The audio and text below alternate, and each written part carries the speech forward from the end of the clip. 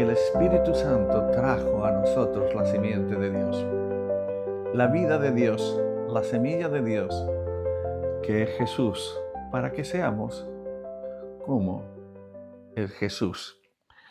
Así que en la tipología bíblica, Eva es figura de la iglesia. Y en este aspecto, queridos, solamente aquello que procede de Cristo puede ser iglesia. En el aspecto de la iglesia como esposa, repito, solamente aquello que procede de la vida de Cristo puede ser iglesia. Lo mismo que nada podía ser Eva, sino solo aquello que procedía de Adán. La obra de la cruz, querido santo, no fue solo para la redención, sino para liberar la vida de Cristo. Si recordáis en el Evangelio de Juan, en el capítulo 19, el Evangelio de Juan, capítulo 19, Jesús está crucificado en medio de dos ladrones. Se acerca el día de reposo. El día de reposo no podían enterrar muertos. No podían enterrar muertos. Así que hay que hacer algo con aquellos tres que están en la cruz, con los dos ladrones y con Jesús. Y en el capítulo 19, el versículo 31 dice: Entonces los judíos, por cuanto era la preparación de la Pascua, a fin de que los cuerpos no quedasen en la cruz en el día de reposo, pues aquel día de reposo era de gran solemnidad, era el primer día de los panes sin levadura, y este era lo que algunos llaman Shabbatón. O sea, el primer día de los panes sin levadura, al igual que el séptimo, eran días de reposo. Este no era, digamos, el sábado normal, que todos los sábados eran días de reposo. Este día podía caer en cualquier día de la semana. Tenía que ver con el primer día, o sea, cuando se iba el sol, el día 14, que se habían sacrificado todos los corderos y luego se comían cuando se había ido el sol, que ya era el día 15 y era día de reposo por la noche. Así que ese día no podían enterrar. Y rogaron a Pilato que se les quebrasen las piernas y fuesen quitados de allí. Vinieron pues los soldados y quebraron las piernas al primero y asimismo al otro que había sido crucificado con él. Mas cuando llegaron a Jesús, como le vieron ya muerto, fijaos bien, cuando llegaron a Jesús, como le vieron ya muerto, quiere decir que Jesús ya había muerto. El pago del derramamiento de sangre ya se había efectuado. Por lo tanto, el pago por la redención ya estaba hecho. Jesús clamó a gran voz y dijo: consumado es. Con su muerte ya estaba hecha la obra que era necesaria para la redención. Pero fijaos bien lo que sigue diciendo. Pero uno de los soldados le abrió el costado con una lanza y al instante salió sangre y agua. Al instante salió sangre y agua. La sangre tiene que ver con lo negativo, con el perdón de nuestros pecados, con el poder para vencer a Satanás que nos tenía cautivos. Recordad lo que dice el capítulo 12 de Apocalipsis, creo que el versículo 11 dice: y ellos le han vencido con la sangre del Cordero. Eso ya se había efectuado, pero de su costado salió agua. Agua. ¿Y para qué es el agua? El agua es para la vida. El agua simboliza la liberación de la vida. La liberación de la vida divina que estaba dentro de Jesús y que ahora brotaba, ¿para qué? Para producir la iglesia. Lo mismo que del costado de Adán salió Eva, que estaba dentro, del costado de Jesús sale la vida de Jesús. ¿Para qué? Para producir la iglesia como esposa. En la iglesia como esposa solo se produce la vida de Cristo, solo la puede producir la vida de Cristo en nosotros. Solamente lo que produce la vida de Cristo en nosotros puede ser llamada esposa. Fijaos bien, la iglesia en las Escrituras es llamada tiene muchos nombres y hay muchas figuras. Es un templo, es una familia, es una ciudad, es un cuerpo, es un ejército. Hay muchas figuras de la iglesia, pero en la iglesia como esposa, lo que resalta no es estas personas con cosas negativas y positivas. Lo que resalta es que solo puede ser y llegar a ser la esposa de Cristo aquello que ha salido del mismo Cristo. Solo lo que sale de Cristo puede ser llamada la esposa.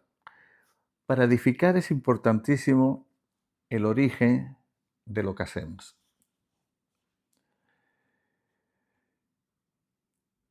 Las Escrituras no solamente dan importancia a lo que hacemos, la Escritura da mucha importancia al origen, a de dónde sale aquello que hacemos. Dejadme poneros algunos ejemplos. Si nos vamos a Mateo, el Evangelio de Mateo, al capítulo 7, no todo el que me dice Señor, Señor, entrará en el reino de los cielos, sino el que hace la voluntad de mi Padre que está en los cielos. Fijaos bien, el que hace la voluntad de mi Padre que está en los cielos. Ese es el que entra, ¿verdad? Entrará en el reino de los cielos. Aquí no está hablando de la salvación. La salvación, cuando habla de la salvación, es el reino de Dios. Se entra en el reino de Dios, en el reino eterno. Cuando está hablando del reino de los cielos, muchas veces se refiere al reino milenial de Dios. Y dice que no todo el que le dice Señor, Señor, entrará en el reino de los cielos, sino el que hace. Quédate con esa palabra, el que hace la voluntad de mi Padre que está en los cielos. Muchos me dirán en aquel día, Señor, Señor, ¿no profetizamos en tu nombre y en tu nombre echamos fuera demonios y en tu nombre hicimos muchos milagros? Profetizar en el nombre del Señor es buenísimo. Echar fuera demonios. Jesús dijo, cuando veáis que los demonios huyen y son echados fuera, entonces el reino está en medio de vosotros. Y los milagros. Estas señales seguirán a los que creen en mi nombre, dice el Evangelio de Marcos al final. Los milagros. Pero entonces les declararé, nunca os conocí, apartaos de mí, hacedores de maldad. Si ha empezado diciendo, Señor, que va a entrar en el reino de los cielos aquellos que hacen, y eso es obra, la voluntad de tu Padre. Y ahora dices que aunque se eche fuera demonios, aunque se hagan milagros, aunque se profetice en tu nombre, nunca os conocí. ¿Por qué? ¿Por qué? Porque Dios ha preparado unas obras de antemano para que andemos en ellas. Y esas son las obras de Dios. Pero las otras que se dicen aquí, el problema que tiene es que no han salido de la voluntad de Dios. Aunque son buenas cosas, el origen de ellos no es Dios. El origen de ellos es posiblemente poder que ellos tienen, posiblemente el buen deseo y aún capacidad de hacerlo, pero no han salido de Dios. Por lo tanto, esas obras no son reconocidas por el Señor Jesús.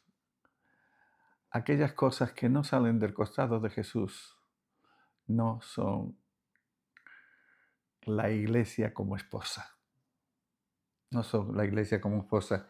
¿Y qué diremos de 1 Corintios 13? Fijaos bien. 1 Corintios 13,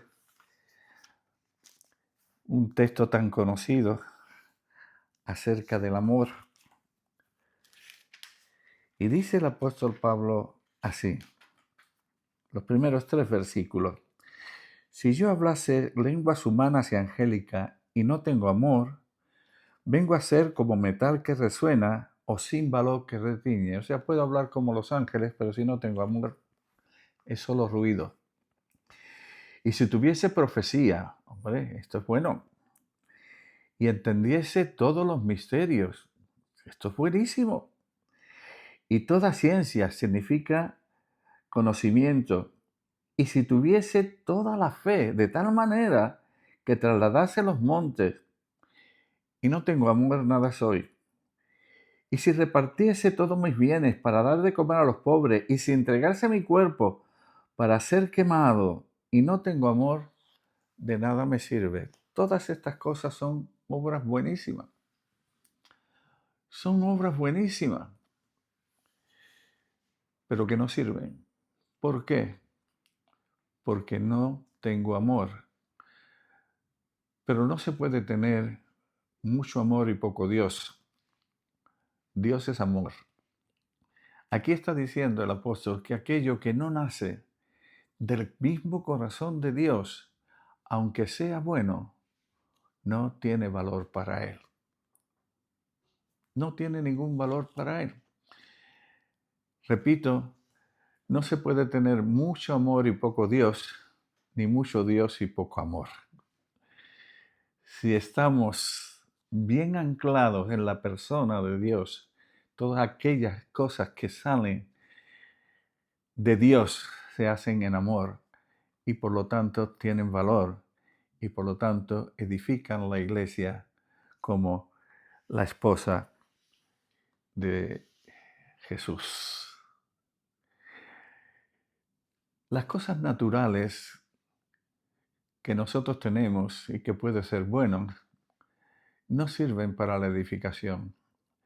Por ejemplo, un hombre que sea muy elocuente en su vida natural y que ha sido un buen conferenciante y que tiene don de gente y un léxico fácil y se convierte al Señor, al menos que todas esas capacidades la pase por la cruz, Dios no puede usarlo. No puede usarlo como un predicador que comunica vida para la edificación. Puede ser muy elocuente, puede atraer a personas, muchas, a cientos de personas, y aún maravillarlas con su elocuencia y con su sabiduría. Pero si sus dones, sus capacidades naturales no han pasado por la cruz de Cristo, no salen del costado de Cristo, no valen para la edificación. Otra persona puede ser muy servicial, muy servicial en su vida natural. Vivir para los demás. Se convierte a Jesús y ahora sigue haciendo lo mismo, pero en sus capacidades naturales, en su fuerza natural, en su ego. Aunque lo que haga sea bueno, no sirve para la edificación. Una persona puede ser un buen profesor, muy ordenado, muy estudioso, y a la hora de dar estudios de la palabra de Dios, si esas capacidades no las pasó por la cruz, da conocimiento, pero no da vida. No da vida. Por lo tanto, no sirve para ser la esposa de Jesús. No sirve para edificar la iglesia como esposa. Y para terminar, ¿cuál es la función de la iglesia como esposa? Primeramente, ser una con Cristo. Ser uno. Quien se une al Señor, un espíritu es con Él. Esa es la primera misión que tiene la iglesia como esposa, ser una con Cristo. Recordad que dije al principio que cuando Dios saca del costado a Eva, no sopló en su nariz aliento de vida. ¿Por qué? ¿Por qué? Porque ya tenía la vida de Adán. Eran de una sola alma. Eran de un solo espíritu. Adán y Eva eran tan uno que Dios llamó el nombre de ellos Adán. El nombre de ellos era Adán. Es cuando entra el pecado, que los separa, que los divide. Cuando Adán vio a Eva, antes de ponerle el nombre, dijo, esto es carne de mi carne y hueso de mis huesos. Los huesos tienen que ver con el interior, la carne con el exterior. La carne es para expresar. Lo de fuera expresa, lo de dentro sostiene y es. Y es. Eran uno. Pero cuando entra el pecado, él dice, la mujer que me diste. Ya no somos uno. Ahora es la mujer que me diste. Ahora la misión que tiene, que Dios le da al matrimonio, por ejemplo, dice, el hombre dejará a su padre y a su madre, se unirá a su mujer y los dos serán uno. Es aquello que se rompió, volver a restaurarlo. Pues la misión que tiene la iglesia como esposa, antes de nada, es ser una con Cristo. Primero, en su naturaleza santa. Segundo, en su carácter. Y tercero, en su ministerio. En su naturaleza santa, porque es la naturaleza santa de Dios en nosotros la que produce el carácter de Dios en nosotros. Y cuando tenemos el carácter de Dios en nosotros, expresamos el carácter de Dios. El hombre puede ver a Dios en nosotros. Dios es, entre comillas, visto en su esposa, porque estamos expresando su carácter y en su ministerio. ¿Cuál es el ministerio que Dios le ha dado a su esposa? Fijaos bien. Dios saca a Eva del costado de Adán para que sea su ayuda idónea. Dios edifica la iglesia del costado de Jesús para que sea la ayuda idónea de Jesús. Jesús necesita su iglesia. Jesús soberanamente ha decidido que parte de la obra de la extensión del reino que hay que hacer lo haga su iglesia.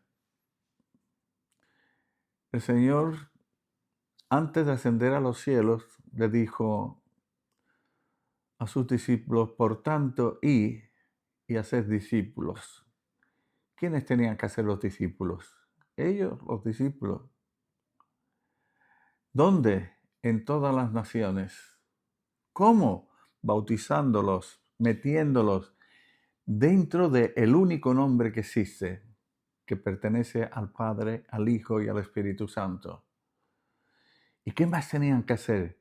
Enseñándoles que guarden todas las cosas que yo os he mandado. O sea, lo que sale de mí, lo que ha salido de mí, ha salido con un propósito. El propósito es extender el reino y eso le corresponde a la esposa. Pero la esposa tiene la naturaleza del marido y esa naturaleza está produciendo su carácter, de tal manera que puede llevar a cabo el ministerio. Y para terminar, reinar con Cristo. Reinar, gobernar. Y aquí ya el gobierno se extiende. Se extiende.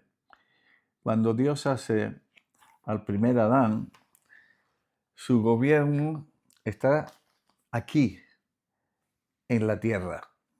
Ellos tienen que señorear de las aves, de los peces, de todo animal y sobre todo de todo animal que se arrastra. No entraremos en eso. Pero ahora, en su día, el reino que Dios le da a su esposa ya no está suscrito aquí en la tierra, sino abarca todo el universo de Dios. Y dice así en Apocalipsis 5:10, y nos has hecho para nuestro Dios reyes y sacerdotes, y reinaremos con él. Primero sobre la tierra, pero luego en todo el universo de Dios. Hermanos, lo que yo quiero dejar con vosotros es lo importante que es la iglesia para Dios. Que la iglesia no es una más de las obras de Dios. Es la obra maestra de Dios. Es por lo cual Dios ha hecho todas las cosas. Y Dios, hablando de su iglesia, la nombra y pone ejemplos de cosas importantísimas, como la familia, como el reino, como el templo, como el cuerpo. Todo esto es importantísimo. Y también como la esposa. Porque la iglesia como esposa tiene intimidad con su Dios. Se hacen uno con su Dios porque ha salido de la imagen misma de Dios que es Jesucristo y tiene su naturaleza. Y todo esto para su gozo, para el gozo de nuestro Dios. Hermano, qué importante es la iglesia. Qué importante es. No te dejes arrastrar por comentarios, por lo que vemos. Yo sé que no todo lo que vemos es iglesia, aunque la llamemos iglesia, pero esto no quita de que está la iglesia del Dios viviente, que tiene la naturaleza del Dios viviente, que vive de acuerdo a la vida y al poder del Dios viviente, que Dios todavía sigue teniendo 7,000 que no han doblado sus rodillas aquí en la tierra. Estos son los vencedores y estos son los que muestran lo que es un verdadero templo, lo que es una verdadera familia, lo que es un verdadero cuerpo, lo que es una verdadera esposa. Que Dios te bendiga y tú puedas ser edificado en su iglesia para su gloria. Amén.